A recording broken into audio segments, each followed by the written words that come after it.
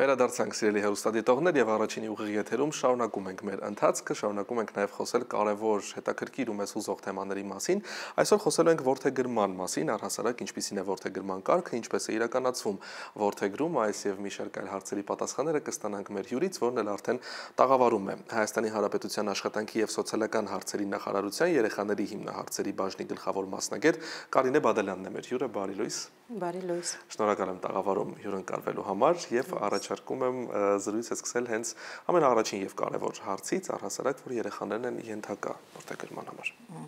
Ես էլ շնորհակալ եմ հրավիրելու համար, սիրով կխոսեմ շատ կարեւոր գործընթացի մասին։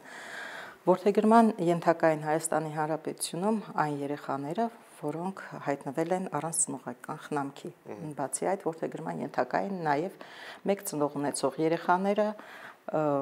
տվյալ անձի կողակցի կողմից, ամուսնու, կնոջ կողմից, երբ կա երեխայի ծնողի համաձայնությունը։ Նաև ավելացեմ, որ միևնույն ընտանիքի երեխաները ըստ գործող օրենսդրության պետք է որդեգրվեն նույն ընտանիքի կողմից, բացառությամբ այն դեպքերի, երբ դա չի բխում երեխայի լավագույն շահից։ Ովքեր ունեն որդեգրելու իրավունք, ովքեր կարող են որդեգրել, երբ ունեն այդ ցանկությունը։ Որդեգրելու իրավունք ունեն Հայաստանի Հանրապետությունում բնակվող Հայաստանի Հանրապետության քաղաքացիները, Հայաստանի Հանրապետությունում բնակվող օտարերկրյա քաղաքացիները, Հայաստանի Հանրապետությունից դուրս բնակվող Հայաստանի Հանրապետության քաղաքացիները, ինչպես նաև օտարերկրյա քաղաքացիները։ Բացառությամբ այն դեպքերի, երբ տվյալ քաղաքացիները դատական կարգով ճանաչվել են անգործունակ կամ իրականացվել է ծնողական իրավունքից զրկում կամ իրենց մեղքով դադարել է նախկինում արված որդեգրման գործընթացը կամ տառապում են կառավարության որոշմամբ հաստատված ցանկերով նախատեսված որոշակի հիվանդություններով։ Շատ լավ։ Ինչպես է կազմակերպվում այս գործընթացը, եթե որևէ մեկը որոշել է, որ համապատասխանում է այս չափորոշիչներին եւ պատրաստ է եւ ցանկություն ունի որդեգրելու երեխայի, ինչպես են սկսվում այս քայլերը, որտեղից սկսել եւ ինչ անել։ Որդեգրման գործընթացը համակարգում են Երևանում Երևանի քաղաքապետարանը, մարզերում մարզպետարանների աշխատակազմերը։ Առաջի քայլը, որ պետք է անի անձը, պետք է դիմի տվյալ աշխատակազմին, ներկայացնելով իր ցանկությունը եւ կառավարության որոշմամբ հաստատված որոշակի փաստաթղթեր։ Կարող եմ թվարկել, եթե դրա անհրաժեշտությունը կա, եկամուտների մասին տեղեկանք, կեցության պայմանների մասին տեղեկանք, ոստիկանությունում հաշվառված չլինելու մասին, նարկոդիսպանսերում հաշվառված չլինելու մասին, ամուսնական զույգը ներկայացնում է ամուսնության փաստը վկայող վկայական, նաև ներկայացնում են քաղվածք առողջական վիճակի մասին, ինչպես նաև բնակ պայմանների մասին տեղեկանք եւ եկամուտների կարծես կրկնվում են։ Տվյալ տեղեկանքներ ներկայացնելուց հետո աշխատակազմերը մեկ ամսվա ընթացքում կատարում են կրկնակի ուսումնասիրություն, փաստելով, որ ներկայացված տեղեկանքները համապատասխանում են իրականությանը։ Նաև 3 անձի կողմից որդեգրել ցանկացող անձինք պետք է ունենան երաշխավորություն։ Բոլոր այս տվյալները հիմք են, որպեսզի որդեգրել ցանկացող անձը ստանա դրական եզրակացություն կամ բացասական եզրակացություն։ Իսկ ինչպես է ստանում այս եզրակացությունը, այսինքն ինչպես են իրականացվում առհասարակ ուսումնասիրությունները եւ որքան աշխատանք է տարվում այս ուղղությամբ։ Ուսումնասիրությունները աշխատակազմերը իրականացնում են այլ գերատեսչությունների միջամտությամբ, ինչպես օրինակ առողջապահության նախարարությանը հարցում անելով, ոստիկանության ծառայությանը հարցում անելով, ինչպես նաև ուսումնասիրվում են երաշխավորությունները։ Նաև սոցիալ-կենցաղային պայմաններն են ուսումնասիրվում, եկամուտները, որպեսզի անձը ներկայացնի այնպիսի պայմաններ, որոնք կարող են բավարարել երեխայի նվազագույն անհրաժեշտությունները, սոցիալական պահանջները։ Եթե տվյալները չեն համապատասխանում սահմանված չափորոշիչներին, ապա անձը ստանում է բացասական եզրակացություն, սակայն նրան տրվում է 30 օր ժամկետ, որպեսզի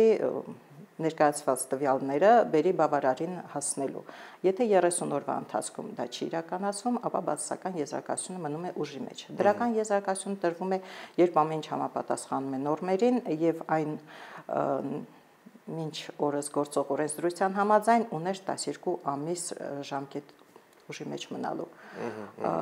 Ես պետք է հավելեմ, որ ներկայում նոյեմբերի 18-ին նախագահի կողմից ստորագրվել է որդեգրման բարեփոխումներ հետապնդող շատ մեծ օրենսդրական փաթեթ, Իհարկե ստորագրումից հետո նախատեսում են նաև մի քանի տասնյակ ենթաօրենսդրական իրավական ակտերի մշակում, փոփոխություններ, որոնք հիմք կստեղծեն օրենսդրական փաթեթի ուժի մեջ մտնելուն։ Եթե Ես ուզում եմ այս թեմայով իրականում հարցնել, կան նաև դասընթացներ, որոնք կազմակերպվում են, հետաքրքիր է այս դասընթացները ինչ նպատակ են հետապնդում, ինչպես են կազմակերպվում։ Դրական եզրակացություն ստացած որդեգրել ցանկացող անձինք հաշվառվում են լիազոր մարմնի կողմից, ստանում են տեղեկանք, որ իրենք արդեն համարվում են որդեգրել ցանկացող անձինք, սակայն որդեգրելու կարևոր նախապայման է համարվում, որովհետեւ նրանք անցած լինեն նախատեսված դասընթացները։ Դա իրականացվում է հաշվառումից 3 ամսվա ընթացքում։ Դասընթացները որդեգրել ցանկացող անձանց հնարավորություն են տալիս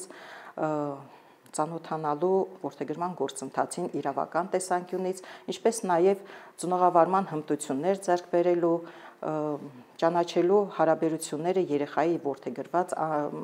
երեխայի եւ իր տվյալ անձի որդեգրող անձի միջև հարաբերություններին, ինչպես նաև